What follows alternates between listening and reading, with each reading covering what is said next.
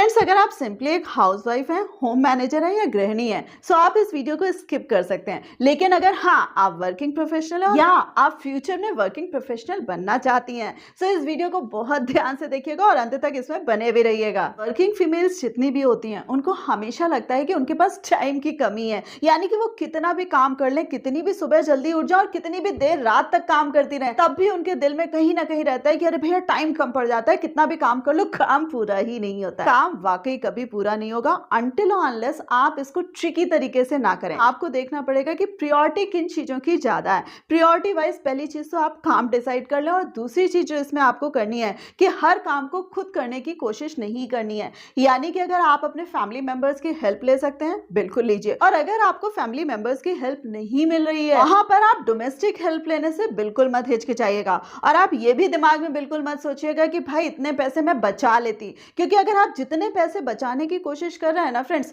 Ultimately उससे दुगना आप मेडिकल बिल पे करने वाली हैं। सो आपको ध्यान रखना है कि भाई अपनी केयर करते हुए, अपनी सेहत का ध्यान रखते हुए आपको उतने ही काम करने हैं जितने आप कर सकती हैं। और इसको इस तरीके से समझिएगा कि अगर आप डोमेस्टिक हेल्प लेती हैं, सो फ्रेंड्स आपकी अपनी जो इफिशियंसी है वो बिलीव करिएगा वो 100% बढ़ जाएगी। इसमें जो सेकेंड पॉइंट आ रहा है, स्ट्रेस मैनेजमेंट। जो वर्किंग प्रोफेशनल होते हैं उनको स्ट्रेस बहुत ज्यादा होता है, यानी कि उनको ऑफिस का जो तनाव होता है वो तो रहता ही रहता है, और वो घर आती हैं तो भी उनको उस तरीके से कंप्लीट रेस्ट नहीं मिलता है। सो कहीं ना कहीं ऑफिस का तनाव उनको घर पे परेशान करता है और घर का जो तनाव होता है वो उन्हें ऑफिस में भी कहीं ना कहीं परेशान कर रहा होता है। सो फ्रेंड्स, इसमें रिलैक्स करने का तरीका सिर्फ यही होता है कि ऑफिस में जब आप रह रहे हैं, सो केवल आप ऑफिस के बारे में सोचिए और वहां की प्लानिंग वहीं पे सम अप करके फिर आइए। द सेम वे जब आप घर आ रहे हैं, सो घर पे भी आप ये मत सोचिए कि केवल आप घर काम काम काम काम काम करने जा रहे हैं। आपको अपने दिमाग में ये रखना है कि भाई आप अपने घर जा रहे हैं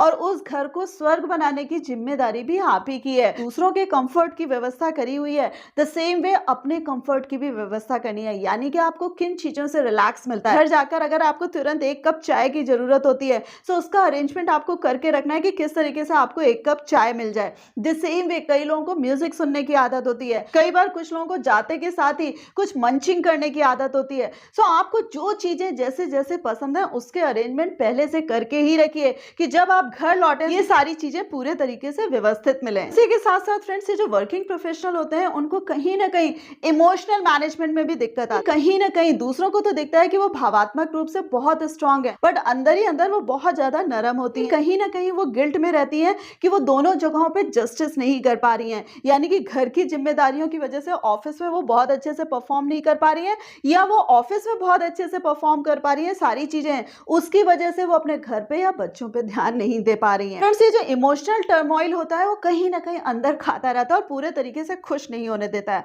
सो अगर आपको किसी भी तरीके का कोई गिल्ट हो रहा है, सो फ्रेंड्स आपको देखना है कि भाई अगर आपको जिस चीज में गिल्ट ज्यादा हो रहा है, सपोज आपको लगता है कि आप अपने बच्चों को टाइम नहीं दे पा रहे हैं, सो आपको ध्यान देना है कि भाई बाकी दो काम आप स्किप कर सकते हैं, तो उन कामों को स्किप करिए और उसके बदले का टाइम आपको अपने बच्चों को देना है। और उसी के साथ साथ बीच बीच में आपको अपनों का भी साथ करना है, यानी पर्पसफुली आपको उनसे भी मिलना है जिनसे आप इमोशनली अटैच्ड हैं। अगर आप बार बार नहीं मिल सकते हैं, तो एटलीस्ट टेलीफोनिक कन्वर्सेशन कर लीजिए और अपनी दिल की बात बताकर अपने दिल को हल्का कर लीजिए। एंड फ्रेंड्स, नेक्स्ट पॉइंट, कहीं ना कहीं वर्किंग प्रोफेशनल का कंप्लेनिंग एटीट्यूड हो जाता है। यानी कि उनको हर एक से शिकायत होती है कि उनको कोई सपोर्ट नहीं कर रहा है, उन्हें कोई समझने वाला नहीं है। ये जो शिकायत होती है उन्हें घर के अंदर भी होती है और इनफैक्ट ये उन्हें अपने वर्क प्लेस पे भी हो जाती है, क्योंकि सारे काम कहीं ना कहीं वो खुद कर रहे होते हैं, सारे के सारे कामों की जिम्मेदारी भी उनके कंधों पे होती है। सो जब वो पूरे तरीके से डिस्टर्ब होती है, सो उन्हें हर एक से शिकायत होती है, और जो भी व्यक्ति उनके सामने काम नहीं करता है, सो कहीं ना कहीं उन्हें इरिटेशन होता है। तो इस तरीके से समझिए,